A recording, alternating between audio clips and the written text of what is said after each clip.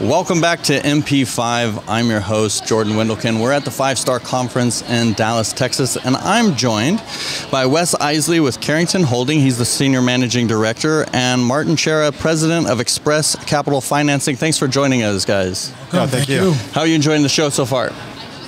Well attended. So it's a good show. Yep, it is well attended, exactly, yes. It's large audience. Have you guys found that the topics discussed thus far are primarily centered around, do you feel like it's mostly around the economy? Is it, what are you guys seeing so far? Is it setting a tone? I haven't been upstairs over here attending the meetings yet, but I'm sure you have. Yeah, no, I think it's really kind of looking toward the future and say, what's going to happen? You know, that where's unemployment going to go? Where's the rates going to go? Where's unemployment going to go? What affects is unemployment when it raises? Because, you know, the Fed's taking this very seriously, and, you know, we are going to see kind of a raise in unemployment. And a lot of that has just been basically the tidal wave, the repercussions. We're seeing the wake of that really start to play out. How have you seen that play out, Martin, in your role? From the pandemic, you mean? Yes. Well, some lenders closed up, some have paused. Thank God we've reopened up a few months later. You know, when the government throws out trillions of dollars into the economy, we're going to have what we have now, which is the inflation. So, you know, with that said, we're facing it, we're adhering to it, we're more careful with our guidelines, more careful with our borrowers, making sure that they don't over-leverage, exiting their deals more closely and safely, and that they have a good exit where they could pay us off, which is most importantly. Excellent. Wes, what about you?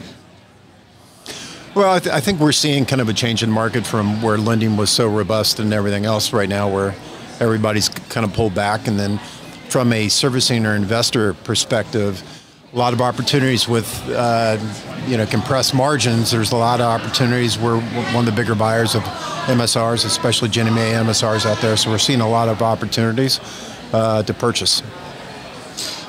Now, the government's involvement in what the idea is that they'll, extend some opportunities, some help, a helping hand to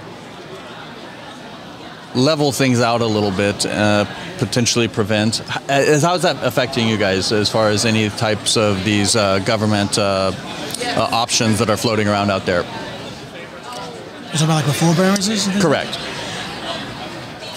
How has it helped us? I mean, it's helping the investors, and that's what we're here for, is to help out the investors. It's finally coming to fruition now that the forbearances are over, so there's going to be more of a supply, is what we need now to adjust the market. So, for us, hopefully it helps the investors, and that's what we're here for. Excellent. Yourself?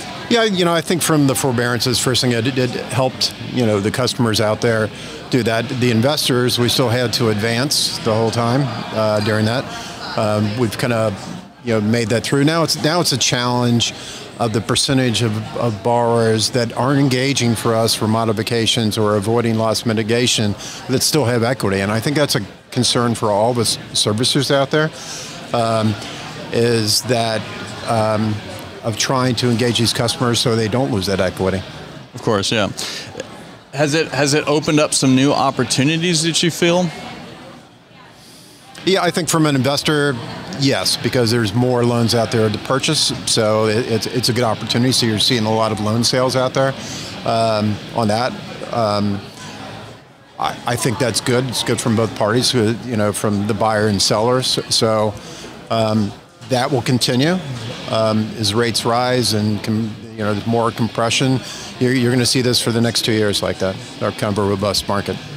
And I'm seeing this kind of go up and down the conversation on what the difference between the renters and the buyers, and obviously it's posing those opportunities for those investing in properties for single family rental. You're seeing some of that in your world as well. The affordability is, unfortunately not there anymore. So it's becoming more renters market and more landlord market. When the affordability is out, putting more down payment, interest rates are too high, they just can't afford those first-time homeowners, and millennials are getting, hurt tremendously. Right. It's like 32% of the market, I believe, in SFRs, and it's hurting them tremendously. So now they're becoming more of a renters. And that's even affecting the underserved market even more, which is, I think, one of the things that we've been trying to battle and prevent and to offer more opportunities. But, you know, the world's kind of working against us a little bit, as it seems.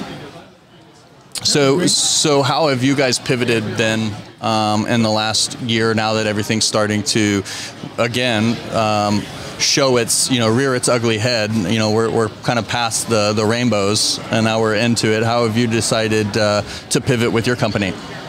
You know, as a bridge lender, hard money lender, we just lowered the advance leverage. You know, we used to typically give 90% to investors. Credit was not a factor. Now credit is becoming a factor, and we're providing just lower advance, and we're doing stricter, you know, more stress testing the deals. I mean, you know, making sure that those values are in place, whether it's now, today, or in 6 months from now. And we work with a AARV, which is an after repair value. What it was 6 months ago, we know apparently it's not going to be the same in 6 months in the future. So we're, you know, stress testing it by 5, 10, 50% lower margins. Wow. Wes?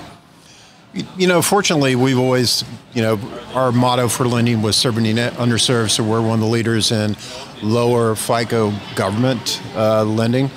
So, I mean, that's a niche for us. We do it very well, a lot of manual underwriting of making good loans and educating those customers. So there's a big education part to that. So I think it fits well for our niche. I mean, we're not out slugging it with the higher FICOs. You know, we're you know, committed to serving the underserved. Excellent. So, and anything you guys are looking to accomplish here at 5-Star Conference specifically? I mean, I'm an exhibitor down below. You know, I want to fly below, so I'm looking to gain, you know, investors, landlords, developers, and networking with the right people, whether it's realtors, you know, bankers, title companies, and all Any that. specific location? You nationwide? Nationwide, yeah, 46 states, yes. Excellent. You mentioned a website earlier. Our website is expresscapitalfinancing.com. Excellent. Wes, what about you and the show?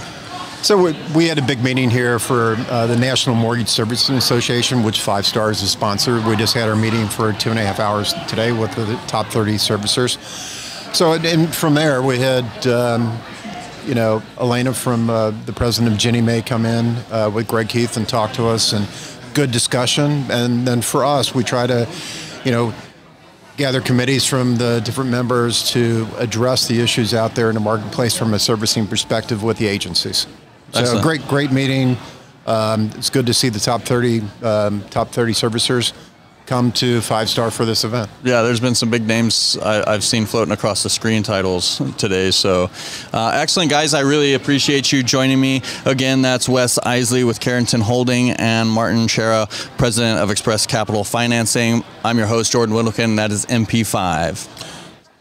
MP5 is a resource for industry information. I hope you liked what you've been watching so far. If you have any questions, please reach out to events@the5star.com. Like, follow, and subscribe both YouTube and LinkedIn to stay up to date on all of our news and releases.